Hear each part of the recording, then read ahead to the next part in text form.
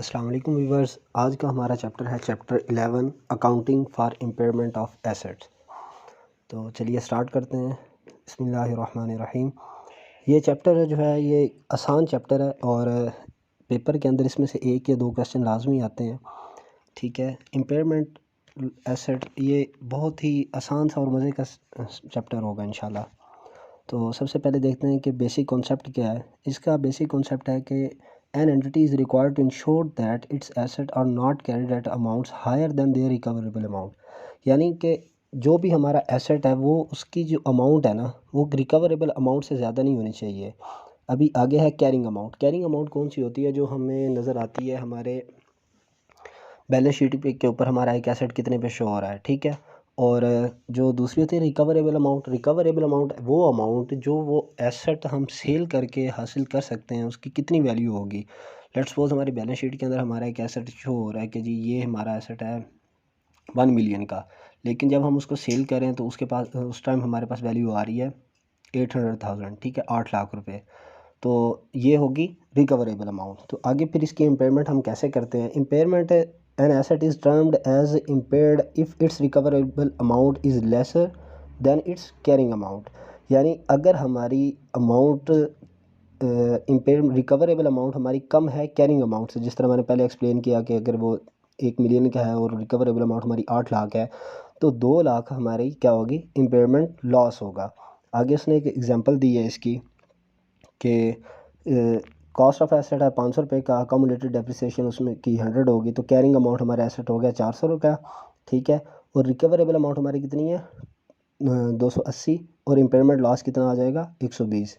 तो यहाँ पे हम देखते हैं कि एक 400 का एसेट था, उसकी रिकवरेबल अमाउंट 280 थी, तो हमारे पास इम्पेयरमेंट लॉस आ गया 120। इम्पेयरमेंट की असेसमेंट हम किस तरह करते हैं कि IAS 36 requires an entity to assess at the end of each reporting period whether there is an indication that an asset may be impaired।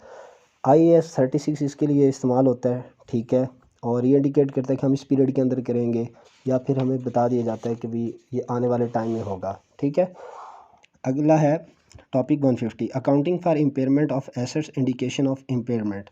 सबसे पहले इम्पेयरमेंट स्टेज है स्टेज 1, इंडिकेशन ऑफ इम्पेयरमेंट कि हम इस एसेट को impairment करने जा रहे हैं। फॉर एग्जांपल हम ऑफिस फर्नीचर है। ठीक है, ये वैसे इंटेंजिबल एसेट होता है, तो इसके अंदर हम कह सकते हैं कि जी हम ऐसा एसेट इंटेंजिबल एसेट का हमें पता है कि जिस एसेट को हम टच नहीं कर सकते। ठीक है, हमारे कोई शेयर हो गए या कुछ इस तरह की चीज़ें लगा लें। ठीक है, और stage 2 assessment of recoverable amount, accounting treatment of impairment.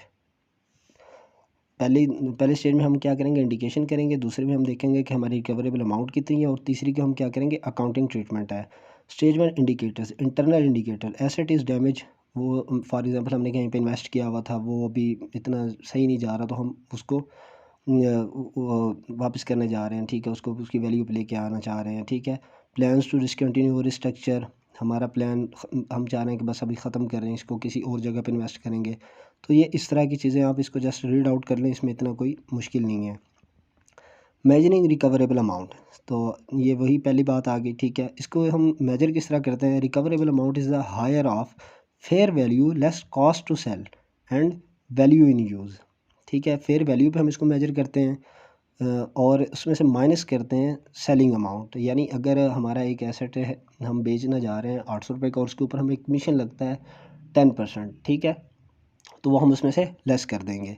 Fair value less cost to sell fair value of an asset at particular date is normally its current market value of the price that is determined in a bidding sales agreement.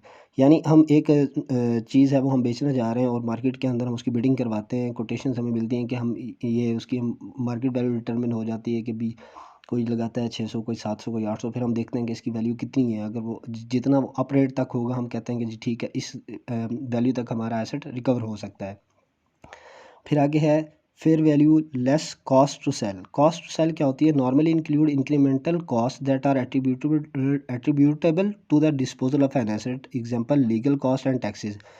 अभी पहले बात की है कि जो भी asset हमें बेचने पे जो डायरेक्टली एट्रीब्यूटेबल कॉस्ट होगी हमारी, वो हम उसमें से लेस कर देंगे। वो टैक्सेस हो सकते हैं, ब्रोकर फीस हो सकती है। ठीक है, value in use, value in use वो वैल्यू होगी जिस पे जितना हम उसको इस्तेमाल कर चुके हैं। ठीक है, Present value of the future cash flow by application of an appropriate discount rate. Cash flows are estimated from the continuing use and ultimate disposal of the asset. अभी इसने आगे एक इलस्ट्रेशन दी हुई है, ये पेपर में ज़रूर आती है, 3 नंबर का शॉर्ट क्वेश्चन आता है। पहला है कि सिनेरियो हमारे पास एक एसेट है, ठीक है, fair value less cost to sell हमारे पास 950 है, वैल्यू इन यूज़ इसकी कितनी है 1040 और रिकवरेबल अमाउंट हमारे पास कितनी है 1040, तो कैरिंग अमाउंट हमारे पास कितनी है 1000, ठीक है। तो आगे इसका क्या आएगा, नो इम्पेयरमेंट लॉस। क्यों, हमने कहा है कि जो हमारा रिकवरेबल अमाउंट होगी अगर तो वो लेस होगी हमारी वैल्यू इन यूज़ से या कैरिंग अमाउंट से, तो वो हम इम्पेयरमेंट करेंगे। अभी यहाँ पे रिकवरेबल अमाउंट हमारी कितनी है 1040 और कैरिंग अमाउंट है 1000, तो हमें 40 रुपये क्या हुआ, ये हमारा लॉस नहीं होगा, ये हमारा 1 डे प्रॉफिट होगा। वो उसको आगे एक्सप्लेन करता है कि किस तरह हम उसको अकाउंट फॉर करते हैं। आगे दूसरा है, वो दूसरा 950 का, value in use 960, recoverable amount भी 960 और कैरिंग अमाउंट हमारी कितनी है 1000। अभी यहाँ पे कैरिंग अमाउंट ज़्यादा है रिकवरेबल अमाउंट से, तो 40 रुपये का हम क्या करेंगे इम्पेयरमेंट लॉस हमारा होगा, और इसी तरह अगले के अंदर हमें 60 रुपये का होगा। आगे prudence concept. Assets are not presented in the statement of financial position at an amount that is greater than its recoverable amount. कि जो भी फाइनेंशियल पोजीशन यानी हमारे बैलेंस शीट के अंदर जो एक अमाउंट होगा, अमाउंट है is that is greater than it's recoverable amount, ठीक है, अगर तो वो ज़्यादा है हमारी रिकवरेबल अमाउंट से, ठीक है, तो फिर उसको हम प्रेजेंट नहीं करते स्टेटमेंट ऑफ फाइनेंशियल पोजीशन के अंदर। Accounting treatment of impairment loss, इसकी हम अकाउंटिंग ट्रीटमेंट कैसे करते हैं, वो उसी चीज़ को पहले रिपीट कर रहा है, ठीक है। स्टेज 3 देखते हैं। Write down the impaired asset with the amount of impairment loss to its recoverable amount, हम उसको राइट डाउन करते हैं यानी कम करते हैं, ठीक है, हमारी कैरिंग अमाउंट से हमारी रिकवरेबल अमाउंट को, ठीक है। इम्पेयरमेंट लॉस जो भी हमें उस वक्त वैल्यू आएगी वो हम इम्पेयरमेंट लॉस में कर देंगे और हमारा एसेट एडजस्ट हो जाता है। अकाउंटिंग एंट्रीज की किस तरह कि इम्पेयरमेंट लॉस जो भी होगा वो हमेशा डेबिट होगा, और इसको हम क्रेडिट किसके अगेंस्ट करेंगे, accumulated impairment loss credit. Simple सी डेबिट एंड क्रेडिट की एंट्री है, ठीक है। इम्पेयरमेंट लॉस जो हमें अक्कर हुआ वो डेबिट होगा और अकामुलेटेड इम्पेयरमेंट लॉस के अगेंस्ट वो क्रेडिट हो जाएगा।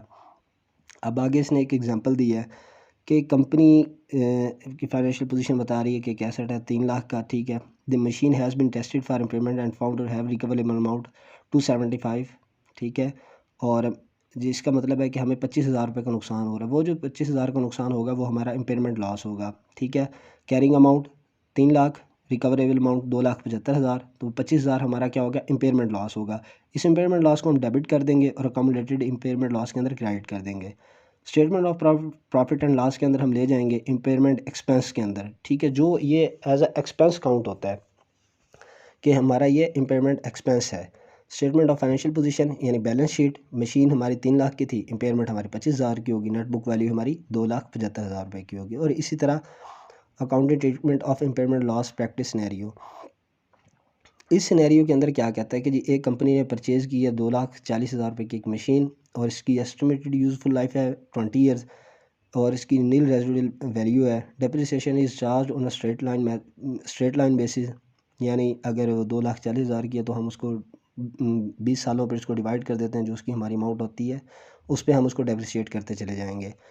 On 1 January 20x4 an impairment review showed the machine recoverable amount to be 100,000 and its remaining useful life to be 10 years. अभी हमने देखते हैं कि अभी हमने फ़र्ज़ करें 2001 में मशीन वो जो हमने मशीन थी वो परचेज़ की, अब 2004 के अंदर वो कह रहा है कि जी अब इसकी अमाउंट वैल्यू जो है वो 1 लाख रुपए है रिकवरेबल अमाउंट, और उसकी यूज़फुल लाइफ जो वो 10 ईयर्स बचती है। तो आगे हम इसको देखते हैं कि किस तरह वो इसको अकाउंट फॉर करता है। Calculate amount the machine on 31 December 20x3, ठीक है, immediately before the impairment, impairment से पहले हम इसको क्या करेंगे उसकी डेप्रिसिएशन निकालेंगे। कॉस्ट ऑफ मशीन 240 थी, 3 सालों की डेप्रिसिएशन, वही उसने 240 तकसीम 20 किया, उसको मल्टीप्लाई बाय 3 कर दिया, यानी 3 साल की हमारे पास डेप्रिसिएशन आ गई, तो ये बच गई। आगे डेप्रिसिएशन हमारी कितनी होगी 36,000, कैरिंग अमाउंट हमारा आ गई 2,04,000 रुपये। स्टेप 2 के अंदर वो सिंपल क्या करेगा कि impairment loss on January 2x4 is, ठीक है, 1,04,000, नेट बुक वैल्यू 2,04,000, ठीक है, रिकवरेबल अमाउंट हमारी कितनी है 1 लाख रुपए। तो 1,04,000 is charge 104,000 is charge to profit और लॉस एज एन एक्सपेंस। आगे चलते हैं, टॉपिक है 154। इसी तरह इसने एक दूसरा सिनेरियो दिया है कि sample company has a machine is statement of financial position at carrying amount of 300,000 including a previously recognise revaluation surplus of 20,000। ठीक है, यानी वो 3 लाख का हमारे पास एसेट था और उसके अंदर सरप्लस हो गया हमारा 20,000 रुपये का। और दूसरा सिनेरियो क्या है, the machine has been tested for impairment and found that to have recoverable amount of 275,000, meaning that the company must recognize an impairment loss of 25,000। Impairment loss SOPL, ठीक है, 5,000 का। किस तरह, क्योंकि हमें 20,000 पे सरप्लस हुआ और 25,000 हमारा इम्पेयरमेंट लॉस हो रहा है, तो 20,000 हमारा उधर से माइनस होगा और हमारा जो टोटल लॉस आ जाएगा वो होगा फिर 5,000 रुपये। इम्पेयरमेंट लॉस डेबिट हो गया 5,000 रुपये का, revaluation surplus statement of other comprehensive statement के अंदर से हम उसको डेबिट करेंगे तो टोटल हमारा इस तरह से लॉस हो जाएगा 25,000। ये थोड़ी सी कंफ्यूज इस तरह करती है कि फ़र्ज़ करें हमारा एसेट था 3 लाख का, ठीक है, हमें 20,000 रुपये उसमें से प्रॉफिट आया। सिंपल सी एक एग्जांपल देता हूँ, 20,000 हमारे उसमें से प्रॉफिट आ गया। अगले साल हमने उसको देखा, ओहो ये तो 2,75,000 रुपये आ गया। अब हम उसको क्या करते हैं, वो 25,000 हमें वो इसका किस तरह एडजस्ट करेंगे। 20,000 तो हमें जो पिछला इसका सरप्लस आया था उसमें से माइनस हो जाएगा और 5 लाख हम इस साल पे एडजस्ट कर देंगे, फॉर एग्जांपल एक सिंपल से कॉन्सेप्ट के लिए। ठीक है, solution impairment not covered by a previously recognized revaluation surplus on the same asset is recognized in the statement of profit or loss। तो अभी यहाँ पे ये कह रहा है कि जो इम्पेयरमेंट लॉस होगा वो प्रीवियसली रिकग्नाइज्ड रिवैल्यूएशन के अंदर हम उसको कवर नहीं करते, on the same asset is recognised in the statement of profit और लॉस। आई होप आप लोगों को इंशाल्लाह समझ आ गई होगी। अगर कोई चीज़ नहीं समझ आई तो काइंडली कमेंट करें, ठीक है। और thanks for watching, kindly subscribe the channel. अल्लाह हाफ़िज़।